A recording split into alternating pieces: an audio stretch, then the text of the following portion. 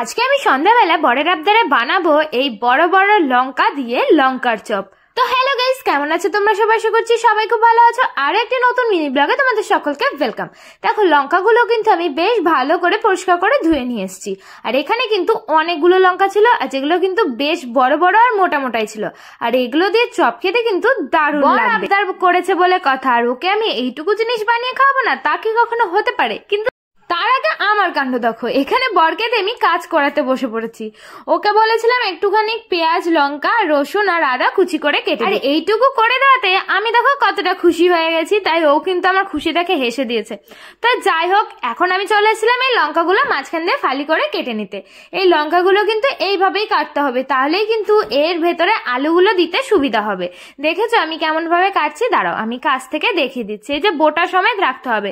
আমি প্রথমে না দুটো লঙ্কা কেটেছিলাম, যেগুলো আমি বোটা ফেলে দিয়েছিলাম। ওই দেখে তো আমি ভীষণ বকা খেয়েছি আমার বরের কাছে। তারপরে ও আমাকে বলছিল এই বোটা সমেত রেখে দিতে, তাহলে চপ বানাতে সুবিধা হয়। সমস্ত লঙ্কা কিন্তু আমার কাটা হয়ে গেছে। তারপরে আমি এখানে সেদ্ধ করা 3টে আলু নিয়ে চলে এসেছি। এই দেখো লঙ্কাগুলো দেখেছো তো? এটা সাইডে রেখে এখন আমি কিন্তু আলুটা ভালোভাবে স্ম্যাশ করতে বসে পড়েছি। এখন এই আলুটা কিন্তু আমি সুন্দরভাবে আগে রান্নাটা করে নেব। তাই দেখো এখানে আমি কড়াইটা বসিয়ে দিয়েছি, আর এখন এর মধ্যে দিয়ে দিচ্ছি সামান্য পরিমাণে সরষের তেল। ওই যে পেঁয়াজ, লঙ্কা বরকে দিয়ে কাটিয়ে রেখেছিলাম ওগুলো দিয়ে এখন কিন্তু মশলাটা কষানো হবে। তো তেল এখানটাতে গরম হয়ে যাওয়ার পরে ওর মধ্যে কিন্তু একে একে সমস্ত কিছু দিয়ে দেবে। প্রথমে দিয়ে দিল আদা কুচি, রসুন কুচি, তারপরে দিয়েছিল লঙ্কা কুচি। এটা খানিকক্ষণ ভাজার পরে দিয়ে দিয়েছে কুচো করে কেটে রাখা পেঁয়াজ। এই দিয়ে খানিকক্ষণ নাড়াচাড়া করেছে। যে পেঁয়াজটা একটু বাদামি রঙের হয়ে এসছে অমনি কিন্তু এর মধ্যে একে একেও মশলাগুলো দিয়ে দেবে। আলু মাখাটা কিন্তু আমিই করতে পারতাম, বাট আমার বর বললো যে তুমি তো চপটা বানাবেই, আমি একটু তোমাকে হেল্প করি। আর এইটুকু কথা শুনতে কারই না ভালো লাগে বলো তো, বর যদি একটু হেল্প করে। তো যাই হোক, এক এক করে কিন্তু মশলাপাতি সমস্ত দিয়ে দিয়েছে, একটু কাশ্মীর লঙ্কার গুঁড়ো, হলুদ আর লবণ।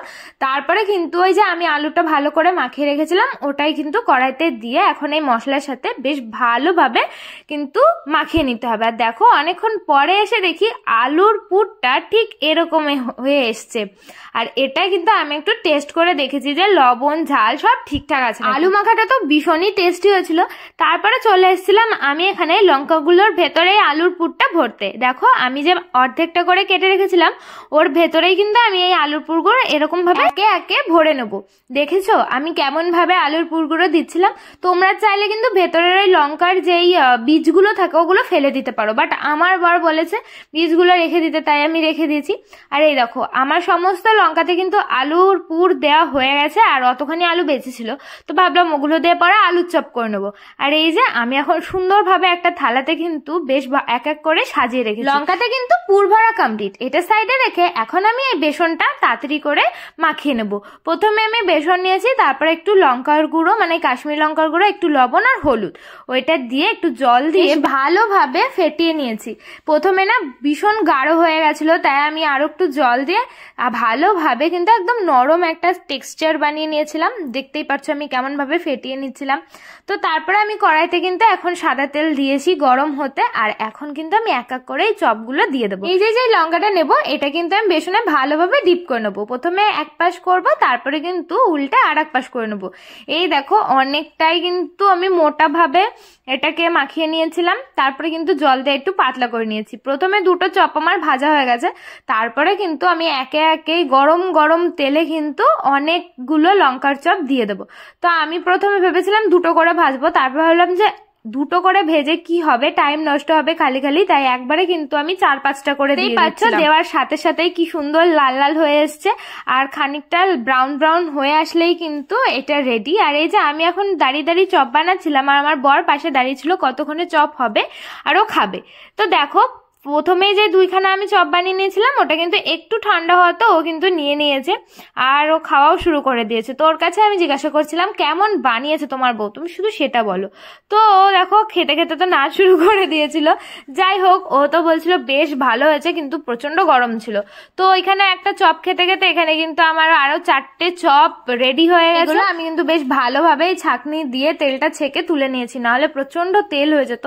তো আমিও এখানে কিন্তু আর কটা চপ করা কড়াইতে দিয়ে দিয়েছি, তারপরে আমি একটা টেস্ট করা শুরু করে দিয়েছি যে সত্যি সত্যি আমি কেমন বানিয়েছি। দেখো কেমন ধোয়া উঠছিল, কিন্তু খেতে ভীষণ টেস্ট লাগছিল। তারপরে আরেকটা যে চপ ছিল ওটা কিন্তু আমার বোনকেও আমি দিয়ে এসেছিল, আর ও এখন কিন্তু পড়ছিল কারণ ওর কালকে পরীক্ষা রয়েছে। তো যাই হোক, ও একটু টেস্ট করছিল আর বলছিল প্রচন্ড গরম, ও ধরতেও পারছিল না ঠিকভাবে, আর ও তো কোথাও রাখতেও পারছিল না চপটা। তো আমার কিন্তু একে একে সমস্ত লঙ্কার চপ বানানো হয়ে গেছে, আর যে আলুগুলো ছিল ওগুলো দিয়ে আমি ভাবলাম আলুর চপ বানাবো। তা আমি প্রথমে দুটো আলুর চপ বানিয়েছি, ওই দেখে আমার বরের পছন্দ হলো না, ও নিজে চলে এসছে এখন আলুর চপ বানাতে। পুরো দোকানে যেরকম ভাবে বানায় ও কিন্তু ঠিক সেরকম ভাবে বানানোর চেষ্টাটা করেছে। দেখো সেটাই কিন্তু আমি এখন উল্টে পাল্টে ঠিকভাবে ভেজে নিচ্ছিলাম। ও কেমন ভাবে বানাচ্ছে তোমাদের দেখায়। এই দেখো একটা পলিথিন নিয়ে নিয়েছে আর একটা কৌটোর ওপরে রেখেছে যাতে ঠিকভাবে গোলটা হয়, ঠিক শেপটা আসে চপ। আর ওর এই চপ বানানো দেখে আমি ওকে খালি বলছিলাম চলো একটা চপের দোকান দিই, তাহলে অনেক ইনকাম হতে পারবে, কারণ তুমি হেবি সুন্দর চপ বানাতে পারো, ঠিক দোকানে যেরম ভাবে বানায় সেরম ভাবেই পুরো একদম গোলটা করলে। আর এই দেখো অনেকটাই বেসনও বেঁচেছিল, তাই ও কিন্তু ভালোভাবে একটু মোটা পুরটাই দিচ্ছিল। পুরো দেখেছো পুরো দোকানের মতো হচ্ছিল, আমি তো শুধু তাকিয়েছিলাম। আর আমি মোটা মোটা করে চপ বানিয়ে ফেলেছি। তো এই যে আমি অনেকগুলো চপ বানিয়ে চলে এসেছি। স্পেশাল চপ যেটা হচ্ছে মূলোর চপ ছিল। এই দেখো একটুখানি টেস্ট করে দেখেছি, এত বাজে লাগছিল। এটা আমার বর বলছিল যে চলো এক পিস মূলো আমরা চপ দিয়ে বানিয়ে দেখি যে কেমন লাগে, মানে সবকিছুরও তো চপ হয় আজকাল। তো খুবই বাজে লাগছিল, কিন্তু যে চপগুলো আমরা বানিয়েছিলাম আলুর চপ লঙ্কার চপ সেগুলো কিন্তু খুবই টেস্টি হয়েছিল। আর সন্ধ্যাবেলা এরকম চপ টিফিন হলে বেশ ভালোই লাগে। চপ টেস্ট করা হয়ে গেছে, বাট আমার বর যে আলুর চপটা বানিয়েছিল সেটা আমি একটু টেস্ট করে দেখবো যে কেমন হয়েছে। বেশ ভালোই হয়েছিল। আর তোমরাই বলো সন্ধ্যাবেলা যদি এরকম চপ বানানো যায় তাহলে টিফিনটা তো জমে যায়, তাই না? তো আজকে ভিডিওটা তোমাদের কেমন লাগলো অবশ্যই কমেন্টস করে জানাবে। ভালো লাগলে লাইক শেয়ার করে দেবে, আমার পেজটা ফলো করবে। তো আজকের জন্য বাই, দেখা হচ্ছে নেক্সট ভিডিও।